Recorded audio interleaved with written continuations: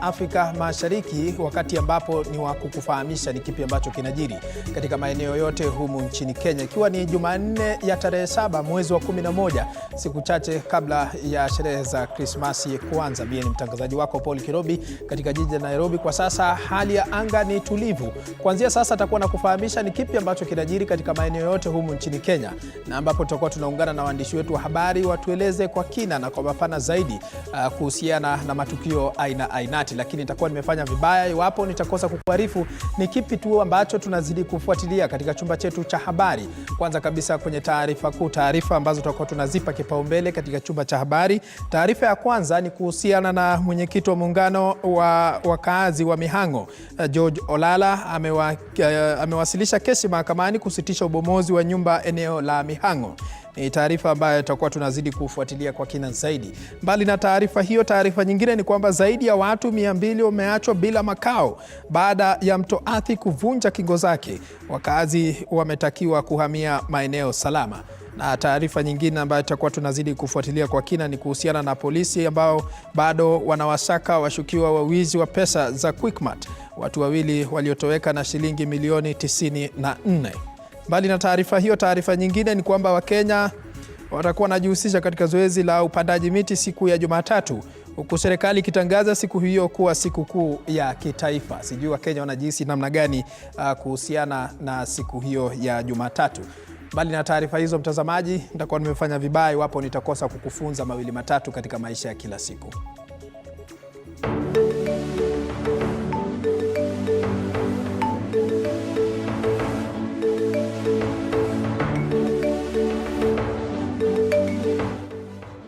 Methali ya leo: kanda halikai ela kwa kipeto.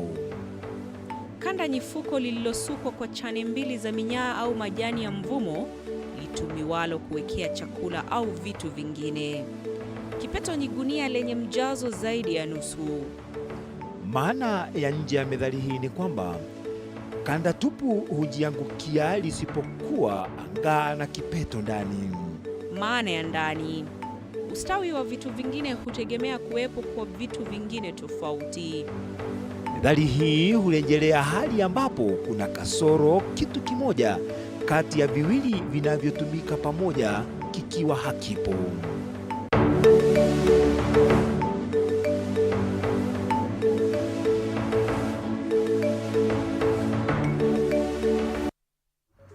Bila shaka mtazamaji, ndio falsafa ya Waswahili. Lakini kwa sasa tunang'oa nanga kwenye taarifa zetu, taarifa ambazo tumekuandalia katika chumba cha habari. Kumbuka unafuatilia matangazo kupitia mtandao wa YouTube TV47 Live na kwa mtandao wa Facebook ni TV47 Live moja kwa moja. Maseneta wameanza kujadili hoja ya kutimuliwa kwa gavana wa kaunti ya Meru Kawira Mwangaza. Mwangaza aliyetimuliwa na wakilishi wadi wa Meru anatarajiwa kufika mbele ya seneti hapo kesho ili kuweza kujitetea. Hebu tusikilize ni kipi ambacho walikuwa wamezungumza hapo awali. Honorable Senator's order. Senator Ledama, kindly take your seat. Majority leader. Majority leader, you should be helping the chair to bring calm in the house.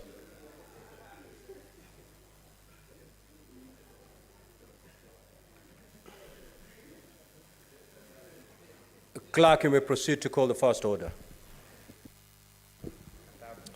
Order number 1, communication from the chair.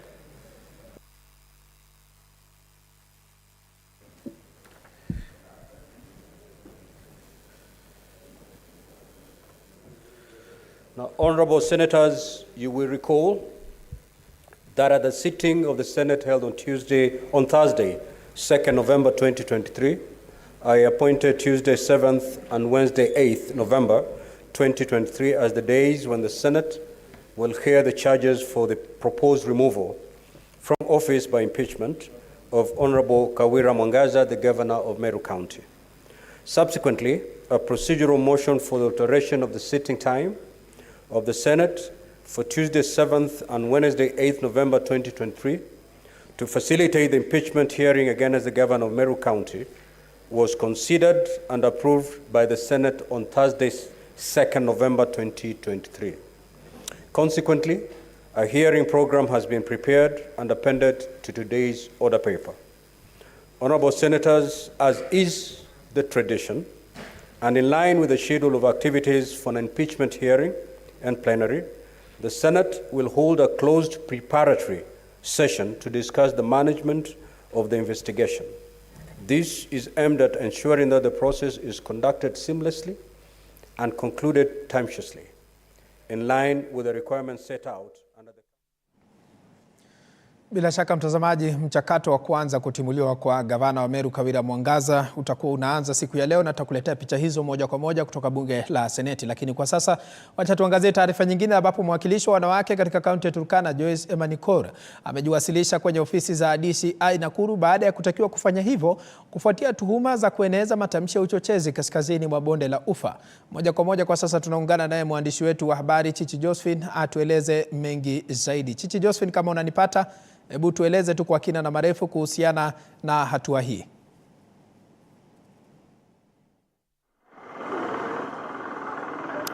Kirobi, shukran sana. Kama ulivyosema, kwa sasa na kujia moja kwa moja kutoka kwenye lango la afisi za upelelezi wa jinai hapa katika kaunti ya Nakuru, ambapo yule ambaye ni mwakilishi wa wanawake katika kaunti ya Turkana pamoja na mwenzake ambaye ni mbunge wa Turkana Mashariki Nixon Ngukor wameweza kuwasilisha ama wameweza kujiwasilisha hapa kwenye afisi za upelelezi wa jinai kuhusiana na tuhuma za kuweza kutoa matamshi ya uchochezi, na ileke kwamba yule ambaye ni mwakilishi wa wanawake katika kaunti ya Turkana Cecilia SIGNET aliweza kuzungumza ama anakisiwa kwa aliweza kutoa matamshi wakati wa sherehe za mashujaa, ambapo aliweza kuzungumza yale ambayo aliweza kukisiwa kuwa ni ya uchochezi wa ghasia katika ukanda wa kaskazini mwa bonde. Na hivyo basi hivi sasa wale ambao ni mbunge wa Turkana Mashariki ambaye ni Nixon Ngukor pamoja na Cecilia SIGNET ambaye ndiye mwakilishi wa wanawake katika kaunti ya Turkana washaweza kufika katika afisi za upelelezi wa jinai hapa, na sasa kwa sasa mahojiano yanazidi kuendelea hapa ndani, na hivyo sasa tuko hapa tunasubiri kuona ni nini ambacho kitakuwa kikijiri wakati ambapo watakuwa kitokea pamoja na wale ambao ni wawakili wao wataweza kuzungumza nasi baadaye. Lakini elewa kwamba ni wiki moja tu ama takriban wiki moja baada ya wale ambao ni viongozi wengine waliweza kuwasilishwa hapa wakiongozwa na mbunge wa Tiati ambaye ni Kamket William na pamoja na wengine wawili ambao waliweza kuwasilishwa hapa kwa tuhuma sawia na zile ambazo waliweza kukisiwa kwa wametoa matamshi ya uchochezi ambazo ziliweza kuchochea ghasia katika ukanda wa pwani ama ukanda wa bonde la Ufa. Na hivyo basi viongozi hawa wawili ambao wameshawasilishwa hapa wameshafika kama nilivyokuarifu, na kwa sasa ni mahojiano ambayo yanaendelea hapa ndani, na hivyo basi tutazidi tu kufuatilia swala hilo. Na ilekea viongozi hawa wawili walifika hapa mida ama kama saa moja lililopita, na hivyo basi wameshafika pamoja wakiwa na wakili wao ambao wako ndani na watakuwa labda wakipigwa msasa ama kuhojiwa kile ambacho kilijiri. Na kama nilivyokueleza ni kwamba yule ambaye ni mwakilishi wa wanawake katika kaunti ya Turkana Cecilia SIGNET aliweza kutumiwa manakisiwa kwamba wakati wa mashujaa ama sherehe za mashujaa aliweza kutoa matamshi ambayo alikisiwa kuwa ni matamshi ya uchochezi, na ile kwamba katika ukanda wa kaskazini mwa bonde kumekuwa tuna ghasia ama vurugu pia mashambulizi ambayo yameshuhudiwa. Na hivyo basi elewa kwamba viongozi wanakisiwa kuwa labda wanaweza kuchukua nafasi katika kuhakikisha kwamba ama kuchochea ghasia kama hizi, na ndio maana wameweza kuwasilishwa hapa tu ili kuweza kuhojiwa wanajua nini kuhusiana na ghasia ambazo zinaendelea katika ukanda wa kaskazini mwa bonde, ama ni vipi ambavyo waliweza labda kukisiwa kama nilivyokuambia wanakisiwa kwa waliweza kutoa matamshi ya uchochezi, na ambapo ni ghasia ambazo zinaendelea katika eneo hilo la ukanda wa kaskazini mwa bonde. Na ile kwamba kuna kidogo kuna tafash kati ya wale ambao ni wa Turkana na Pokot, na hivyo basi Cecilia SIGNET ambaye ndiye mwakilishi wa wanawake katika kaunti ya Turkana anasemekana kuwa yeye anakisiwa kuwa uchochezi wake ni kati ya hizi jamii mbili ama kutoa matamshi kati ya hizi jamii mbili ambazo ni jamii za Turkana na jamii za Wapokot. Hivyo basi tuko hapa tunazidi kufuatilia swala hilo. Kwa sasa tunasubiri tu kuona iwapo wakimaliza mahojiano wataweza kuzungumza nasi, na labda tutajua kutoka hapa kuelekea mbele ni nini ambacho kitakuwa kimejadiliwa na labda ni hatua gani itachukuliwa, wakati ambapo pia tunatarajia kwamba ile ambayo ni amani itarejea katika ukanda wa kaskazini mwa bonde. Hivyo basi wale ambao ni viongozi wawili kama nilivyokueleza Paul Kirobi, ni kwamba ni mwakilishi wa wanawake katika kaunti ya Turkana Cecilia SIGNET pamoja na mbunge wa Nakuru ama Turkana Mashariki ambaye ni Nixon Ngukora, ambao wameshafika hapa, na kwa sasa tutakuwa tukiwasubiri kuona ni nini ambacho kitakuwa kikijiri hivyo mida ya baadaye. Na hivyo basi niko hapa, niko ange nazidi kufuatilia swala hili na nitazidi kuwajuza kadri mambo yanavyotokea katika eneo hili. Hivyo basi endeleza taarifa kwa sasa Kirobi, wakati ambapo nasubiri kuona iwapo viongozi wale wawili watatokea na labda iwapo wataweza ama mwakili wao wataweza kuzungumza nasi. Kutoka kwangu sina la ziada. Chukua usukani Kirobi, jina langu ni Chichi Josephine. Naam, asante sana Chichi Josephine. Bila shaka tutarejea kwako mwendo wa baadaye tuarifu kwa mapana na marefu zaidi kuhusiana na hatua hiyo. Lakini kwa sasa mtazamaji, wacha ni kuarifu taarifa nyingine, ambapo waziri mwenye mamlaka makuu zaidi ambaye pia ni waziri wa masuala ya kigeni Musalia Mudavadi amehakikishia mabalozi wa mataifa mbalimbali nchini kwamba serikali itafanya juhudi ili kukuza uhusiano wa kidiplomasia kati ya Kenya na mataifa hayo. Mudavadi amesisitiza kuwa uhusiano mwema utaimarisha uchumi wa Kenya. Sheila Chalang'ata atuarifu mengi zaidi. Mmoja baada ya kuchukua hatamu katika wizara ya masuala ya kigeni, Musalia Mudavadi ambaye pia ni mkuu wa mawaziri aliandaa kikao na mabalozi na wakuu wa ubalozi wa mataifa mbalimbali. Kwenye hafla hiyo iliyoandaliwa jijini Nairobi, Mudavadi akawa mwepesi kusisitiza kwamba Kenya inajizatiti kuchangia swala la usalama ulimwenguni. Believe that there can never be meaningful economic advancements without peace and stability. Likewise, we remain persuaded that to be African is to have global responsibility, which is why we have consistently risen to the occasion whenever peace and security in our region and beyond is threatened. Mudavadi amewataka wakuu wa ubalozi wa mataifa ya kigeni kuzingatia kikamilifu wafanyabiashara nchini, hususan wanaojihusisha na biashara ya kuuza na kununua bidhaa nje ya nchi.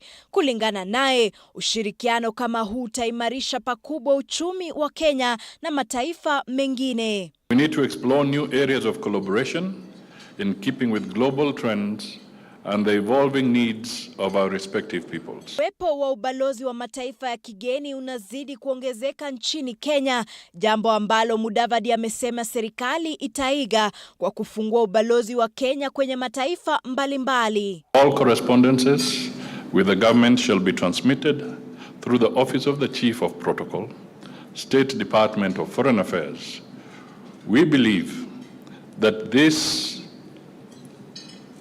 review will allow for a more coherent approach to issues of mutual concern, and we seek your kind cooperation on this matter. Balozi kwa upande wao waliahidi kuendelea kushirikiana na taifa la Kenya kwenye shughuli zao. Sheila Chalang'ata, runinga ya TV47.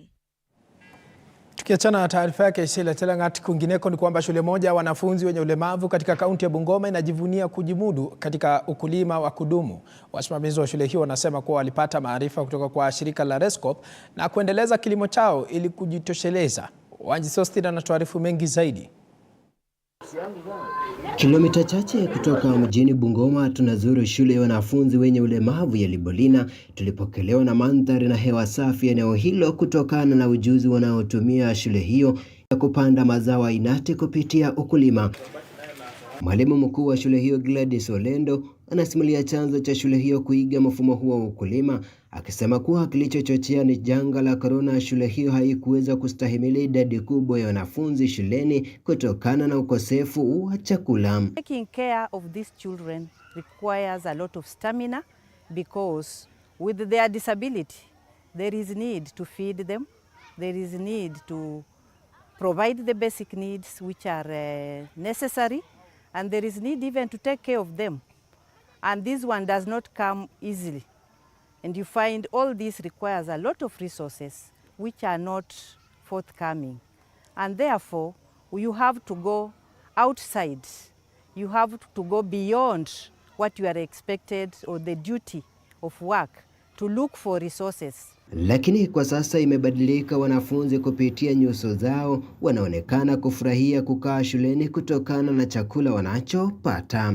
We have various crops which are also nutritional to the learners and even to the staff. Before that we could have cases of absenteeism, but since you're embracing the initiative, there is no absenteeism, there is learning is taking place, there is a maximum attendance by both the staff and the learners. We find it is beneficial because it is also providing the current advocacy for competency-based curriculum, the new syllabus which has been initiated, which was adopted by the government, and we find it is easier to be implemented. Aidha, kulingana na mwalimu wa somo la kilimo, hapo awali wanafunzi walikuwa wafanyi vyema katika somo hilo, ila sasa wanashabikia somo hilo kwani wanapata mafunzo ya moja kwa moja shambani. It enables children to stay at school because they have enough food. Then too, it has also supported in learning. So when you look at our new curriculum, which is known as competency-based curriculum, the learning area for agriculture was introduced. So whatever we are doing here, it is incorporated in classes. So when we teach them, we already having the learning resources. Ujuzi huu pia umeweza kuwafaidi majirani wa shule hiyo pamoja na wazazi, kwani wengi wameamua kuzidisha mafunzo yao nyumbani na hata baadhi yao kubuni vikundi kupitia ukulima huu wa kudumu. Karen Nekesa ni mkurugenzi wa shirika la Rescop na anatueleza chimbuko la mradi huo. What we do is to actually transform degraded school lands into productive land. And therefore we are actually contributing to the school feeding programs. And you know our country also has such programs. So that is the reason why we do it in schools, and we know there's no way learners will be in school hungry. So they have to eat something. So far so good. We have actually witnessed so many achievements. One of it, which is very, very important, is now schools, children actually love going to school. Wanji Sostin, TV47, Bungoma. Tukitoka maeneo ya Bungoma, mtazamaji, kwa sasa tunarejea hapa jijini Nairobi ambapo Baraza la Kitaifa kuhusu Utawala wa Haki NCAJ chini ya uongozi wa Jaji Mkuu Martha Koome asubuhi hii linazindua rasmi ripoti ya mwaka ya utendakazi wake hapa jijini Nairobi. Hafla hiyo inapaniwa kuweka mikakati mipya kuhakikisha haki imetendeka kwa Wakenya walio na kesi mahakamani. Kadhalika itakuwa nguzo kuu kwa mahakama kuharakisha na kupunguza mrundiko wa kesi mahakamani katika juhudi za kutafuta haki. Hebu tuvuke moja kwa moja tusikilize ni kipi ambacho kinaendelea kwa sasa. Sector constitute an essential investment in our nation's fundamental values. It bolsters the safeguards of rights, fortifies our democratic principles, and fosters the development of a just society. UNICEF is committed to supporting the NCAJ and its member for system strengthening and streamlining the administration of justice for vulnerable groups, particularly for children. And I thank the Honorable Chief Justice for her commitment to protecting children by strengthening the administration of justice for children and survivors of gender-based violence. I also thank the outgoing Registrar for her commendable professionalism and contribution in advancing the rights of the children. Asanteni sana.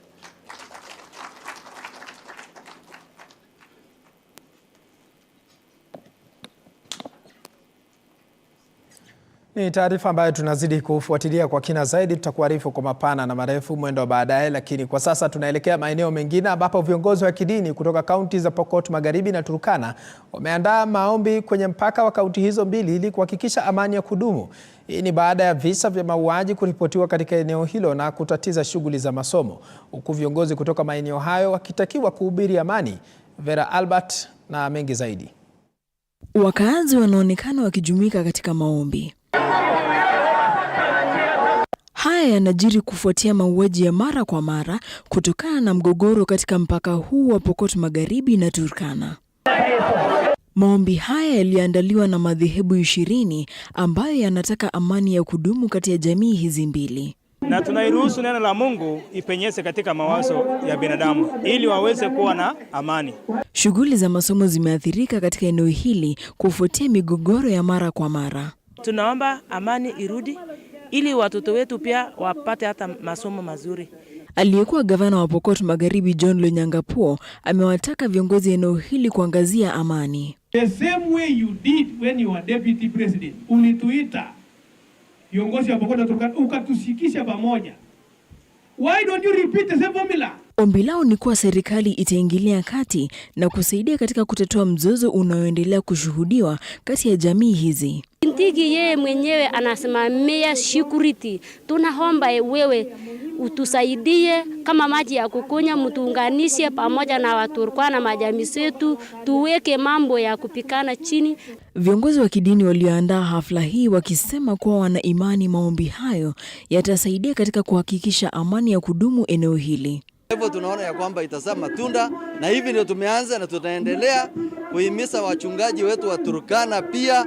Aidha, wamewataka viongozi kuwa mstari wa mbele katika kuhakikisha wananchi wameelimishwa kuhusu maeneo ya mipaka kuzuia migogoro kama hiyo. Viongozi wote ya Turkana na Pokot akutane, akuje kwa raia ili aelimishe, awache mambo hii ya mambo ya boundary ndio ameleta shida kwa eneo hili.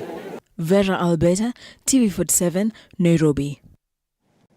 Tukiachana na taarifa hiyo mtazamaji, kwa sasa tunasonga mbele ambapo mwakilishi wa wanawake katika kaunti ya Nyamira, Jerusha Momanyi, amewataka waathiriwa wa dhuluma za kijinsia kuripoti washukiwa ili waweze kuchukuliwa hatua za kisheria. Akizungumza katika eneo la Gesima, eneo bunge la Kitutu Masaba katika kaunti ya Nyamira, mwakilishi huyo aliwahimiza waathiriwa wafichue wahalifu hao licha ya kupokea vitisho. Momanyi amesema kesi za dhuluma za kijinsia katika kaunti hiyo zimeongezeka maradufu. Kulingana na utafiti wa shirika la Kenya Demographic, kiwango cha dhuluma za kijinsia nchini ni zaidi ya 40%. Gender-based violence ambayo imekuwa rampant sana hapa kwetu Nyamira. Na pia iko kila mahali, lakini hapa kama mimi kama mama county kuna watu ambao wananipigia simu sana kutoka kila eneo. Ninaambiwa vile watoto wetu, hasa watoto wasichana, vile wamesumbuliwa. Sometimes wanakuwa raped, sometimes they are forced to early marriage, sometimes they are married when they are young and they are molested in the homes where they have been married. Ukeketaji hasa ya wasichana tunataka kupea honyo, kwa sababu hata serikali yetu imezingatia sana. Watu wetu tunawaomba mambo ya ukeketaji yasimwe katika kabisa kutoka katika eneo hili letu la Nyamira. Wakinachiziwa sometimes huwa wanakuwa intimidated na wale watu, wanawaambia ukinisema wewe nitakunyonga. Ninataka kupea hii ujumbe iende kwa kila kijiji. Mukisikia kuna mtu ambaye anafanya hivyo na huyu mtu anajaribu kujificha na anajaribu kukua mkali, mwambie ya kwamba serikali iko na mkono wa serikali ni ndefu.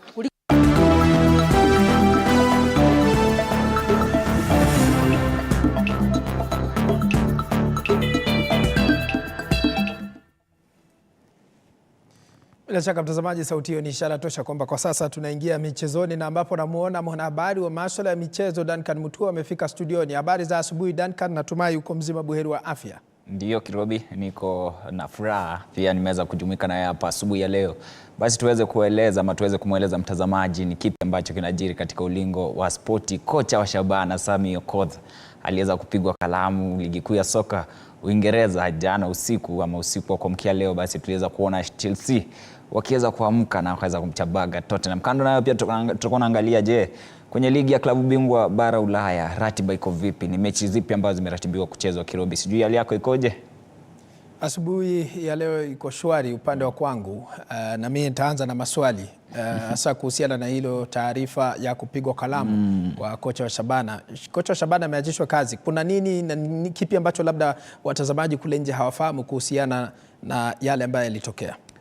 Kirobi, nitakurudisha awali katika msimu wa mwaka 2022-2023 walipokuwa wanacheza kwenye ligi ya NSL kabla ya msimu mpya ama kabla ya wao kupanda, waliandikisha matokeo mazuri na mbwembwe zilizuka. Wakaweza kuwa na matumaini kuwa iwapo watapanda ama watakuwa wanaandikisha iwapo watapanda kwenye ligi kuu ya soka ambapo kwa sasa wapo, basi watakuwa wanaandikisha matokeo mazuri. Kinyume na matarajio yao, tumeweza kushuhudia ama wale Shabana wamekuwa na wakati mgumu zaidi. Wameandikisha ushindi mmoja kati ya mechi 10 ambazo wameweza kucheza, na ushindi huo waliweza kushinda dhidi ya Tusker bao 1-0 mechi ya raundi ya 5 hivi. Kando na ukiangalia mechi 3 ambazo zimeweza kupita, walipigwa mabao 4 na Gor Mahia, walipigwa mabao 4 na Ulinzi, wakapigwa bao 1 na Gor Mahia, alafu wakaelekea kule Baraki Mombasa wakapigwa mabao 2-1 na wale Bandari. Baada ya hapo basi mashabiki wakaweza kuibua hisia tofauti wakisema kuwa ni wakati sasa wa klabu ile, ama ni wakati sasa kocha ama mapinduzi yaweze kufanyika katika klabu ile. Wakaweza kutoa hisia zao wakisema kuwa ule kocha aweze kuondoka na pia wadhamini wa klabu ile basi waweze kujiondoa. Lakini kama tunaweza msikia kocha awali kidogo alipokuwa akizungumza akisema kuwa huenda akajisajili, lakini ameachia mamlaka yale kile kiungo cha ufundi cha klabu ile. Imekuwa ni game nzuri ya kuona, na ukiangalia vile Gor walikuwa wanacheza, tulikuwa tunajua vile wanacheza, na tactically wachezaji wangu pia walicheza vizuri. Hadi refa alipoanza kuflash yellow cards hapo. Basi hiyo ni kocha Okoth basi alipokuwa akizungumza kati ya mechi ya Gor Mahia. Tutakuwa nasikia kipi ambacho alizungumza kuhusu ile kandarasi yake kuweza kukatizwa. Lakini pia mashabiki pia wakaweza kuibua hisia tofauti Kirobi. Tunaweza sikia hisia za mashabiki baada ya kocha ule.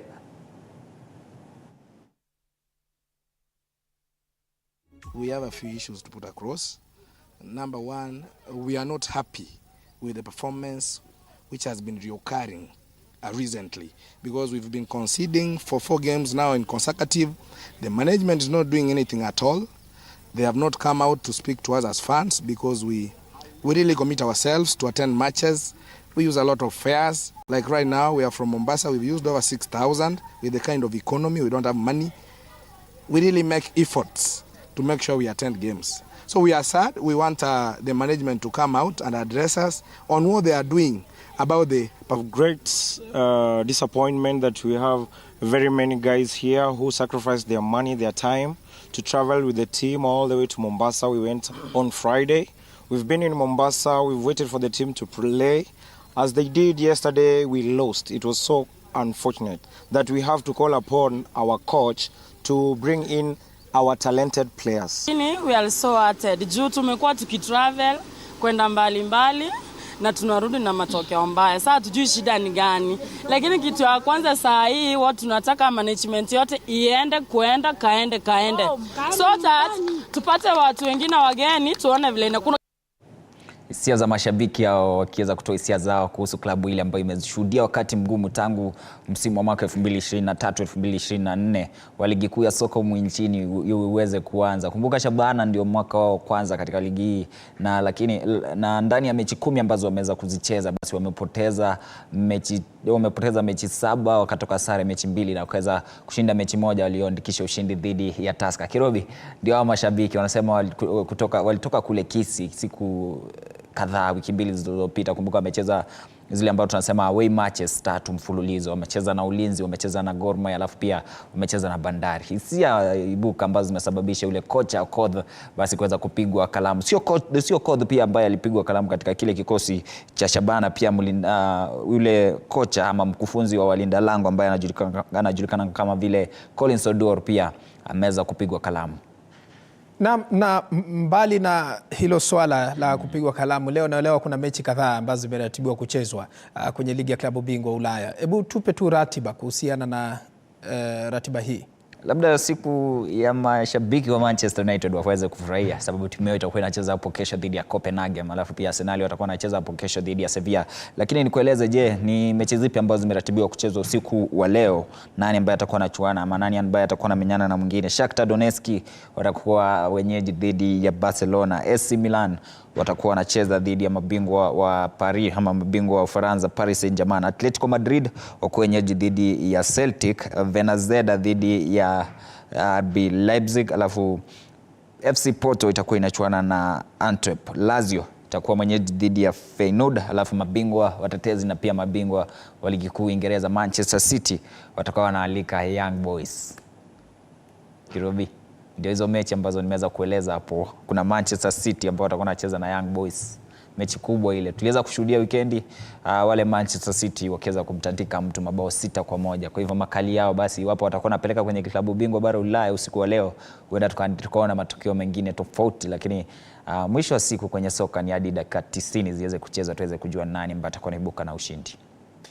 Bila shaka mashabiki wa soka ndio hivyo mambo yalivyo, ndio ratiba ambayo watangazaji wetu katika meza ya michezo watakuwa wanashughulikia siku ya leo, na hivyo basi tutakufahamisha mengi zaidi. Asante sana Duncan Mutua kwa kuwapa watazamaji ratiba ya michezo na ni kipi ambacho kinajiri katika safu ya michezo. Na mtazamaji, kwa sasa tutachukua pumziko mafupi, lakini tukirejea tunakuja na mengi zaidi. Kumbuka siku ya leo ikiwa ni siku ya Jumanne, tayari mchakato wa kumng'atua ofisini gavana wa Meru Kawira Mwangaza itakuwa inaanza, na ambapo hapo awali tutakuwa tunakuarifu mengi zaidi. Kwa sasa naarifiwa kwamba tuvuke moja kwa moja hadi katika bunge, kisha tutakuwa tunarejea mwendo wa baadaye. Kumbuka itakuwa ni mojawapo ya hoja ambayo itakuwa inabuni msingi wa majadiliano hapa studioni, lakini kwa sasa wacha tusikilize ni kipi ambacho kinajiri katika bunge. Tuma Gishuru and associates